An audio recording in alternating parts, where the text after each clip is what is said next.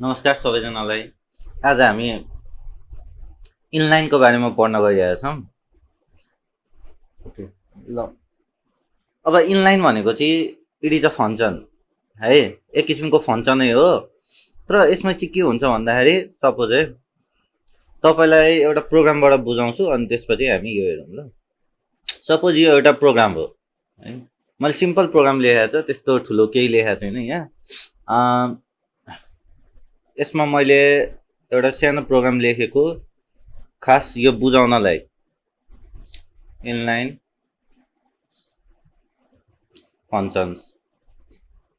Okay, यहाँ हेर्नु ल, यो इनलाइन भनेको चाहिँ तपाईँको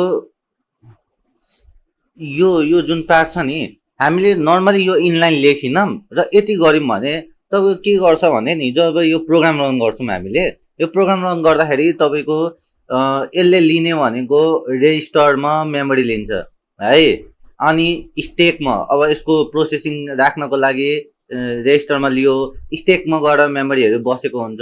रिटर्न है, आर्गुमेन्टको लागि छुट्टै यसले स्पेस लिइरहेको हुन्छ। यसले कतिवटा स्पेस लिन्छ हेर्नु त, एउटा फङ्सनको लागि लियो, यो दुइटै प्यारामिटरको लागि लिन्छ होइन। त्यसपछि फेरि यो रिटर्न गर्नको लागि तपाईँको छुट्टै बनाउँछ, यो सबै छुट्टा छुट्टै हुन्छ है। अनि यिनीहरूलाई प्रोसेसिङ गर्नेको प्रोसेसिङ डाटा राख्नको लागि रेजिस्टर लिन्छ, तपाईँको अरू बेला होल्ड गर्नको लागि स्टेक लिन्छ। अनि अब यत्रो हुँदाहुँदै होइन, हामीले त जस्ट मल्टिप्लाई न गर्नु छ, खासै त्यस्तो ठुलो त केही गर्नु छैन। अनि त्यही कारणले तपाईँको यो इनलाइन भनेर राख्छ। हुन चाहिँ आउटपुट एउटै दिने हो, मैले रन गरेर देखाइदिन्छु। आउटपुट एउटै दिने हो, तपाईँको इनलाइन राख्नु र नराख्नु आउटपुट एउटै दिने हो। तर इनलाइनमा चाहिँ के हुन्छ भन्दाखेरि तपाईँको इनलाइन लेख्ने साथ हेर्नु है, मैले यो रन गरेर देख्छु, एउटै दिन्छ आउटपुट चाहिँ। र इनलाइन नलेख्दाखेरि चाहिँ तपाईँको यसलाई प्रोसेसरलाई लोड पर्छ। प्रोसेसरलाई किन लोड पर्छ तपाईँहरूलाई सबै भनिसकेँ मैले होइन। यसको रिजन चाहिँ के हुन्छ भन्दाखेरि जति पनि जस्तै मेमोरी एलोकेट गर्नेदेखि लिएर तपाईँको रिटर्न टाइपहरू एलोकेट गर्नेदेखि लिएर प्रोसेसिङ पावरदेखि लिएर सबै यसले गर्दाखेरि तपाईँको अलिकति टाइम कन्ज्युम पनि गर्छ, अलिकति बेसी। अनि त्यही भएर अनि इनलाइनले चाहिँ यो किवर्ड छ नि, इनलाइन किवर्ड लेख्ने साथ या इनलाइन फङ्सन लेख्ने साथ यसले के भन्छ भने पर्दैन, यो एलोकेट गर्नु पर्दैन, मल्टिप्लाई गरिदे जे मागेको छ। तर यो स्मल फङ्सनको लागि मात्र है।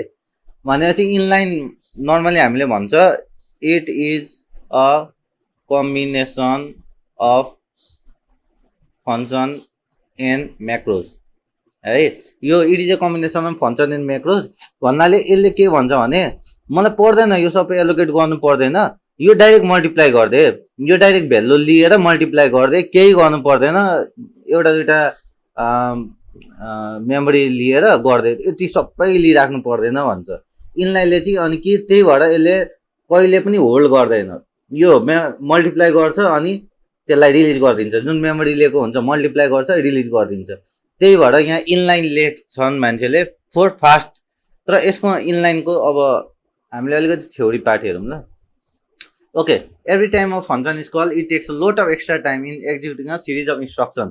जस्तै यहाँ हेर्नु है, जम्पिङ टु द फङ्सन यसले पनि लिन्छ, सेभिङ रेजिस्टरमा सेभ गर्ने यो पनि टाइम लिन्छ, हामी फङ्सनमा जाने टाइम लिन्छ, pushing argument into stack time लिन्छ, रिटर्निङ टु कलिङ फङ्सन त्यसले पनि टाइम लिन्छ है।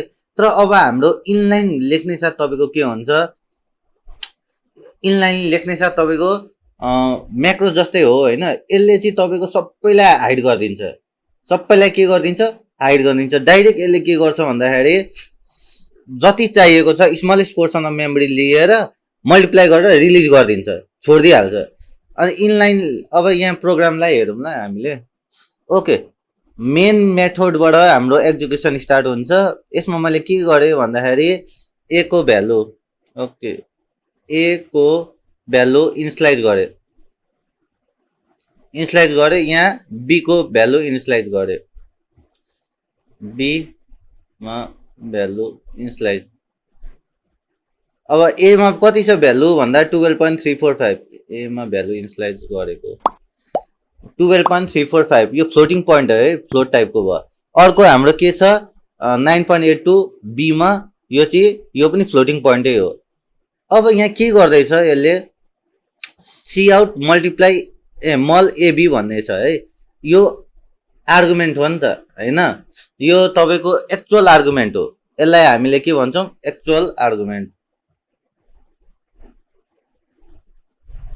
अब यो मल्टिप्लाई यहाँ हेर्नु त फङ्सनको नाम हो नि, यसले कसलाई पोइन्ट आउट गर्छ मल्टिप्लाईमा जान्छ, अनि ए को भ्यालु 12.345 हाल्छ एक्समा, बीमा आएको भ्यालु 9.82 वाईमा जान्छ, वाईमा 9.82 जान्छ, अनि रिटर्न एक्स इन्टु वाई भनेपछि तपाईँको एक्सको भ्यालु 12.345 इन्टु 9.82 मल्टिप्लाई गरेर रिटर्न गरिदिन्छ कहाँ यी है, अनि यो त सी आउट हो प्रिन्ट गर्छ, अनि स्ल्यास एन भनेको नेक्स्ट लाइनमा जान्छ, फेरि डिआइभी एबी, अब डिआइभी एबी भनेछ डिआइभी भन्ने फङ्सनमा जान्छ, अब यसमा चाहिँ डिभिजन छ, ए को भ्यालु पीमा जान्छ, बी को भ्यालु क्यूमा जान्छ, अनि पी डिभाइड क्यू गरेर फेरि यहाँ आएर प्रिन्ट गरिदिन्छ है।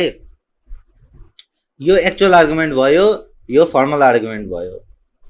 यसमा केही प्रब्लम छ भने भन्नु, यो इनलाइनले खासै आउटपुटमा डिफ्रेन्स ल्याउने होइन, यसले प्रोसेसिङमा डिफ्रेन्स ल्याउँछ जुन चाहिँ हामीलाई खासै मतलब हुँदैन है, तर कहिलेकाहीँ चाहिँ हुन त अब ठुलो प्रोग्रामलाई फेरि इनलाइन युज गर्न मिल्दैन, अलिकति ठुलो प्रोग्राम छ भने त्यसलाई इनलाइन मिल्दैन, सानो फङ्सनहरूलाई मात्र इनलाइन गर्न मिल्छ, सानो जस्तै त्यही एडिसन मल्टिप्लिकेसन डिभिजन। अब ठुलो प्रोग्राम छ भने त तपाईँलाई यो इनलाइनले काम गर्दैन, त्यो इनलाइन लेखे पनि नलेखे पनि त्यसले प्रोसेसिङ अर्कै आफ्नै तरिकाले गर्छ, नर्मल फङ्सन जस्तै गर्छ। हजुरहरूलाई कुनै डाउट छ भने हजुरहरूले मेरो डिस्क्रिप्सन हेर्न सक्नुहुन्छ, होइन भने हजुरहरूले मलाई मेल गरिदिनुहोस्, मेरो मेल एड्रेस मुनि डिस्क्रिप्सनमा पनि छ, अनि मैले या कमेन्ट गरिदिनुहोस्, म हजुरहरूलाई सबै भनिदिन्छु। Thank you.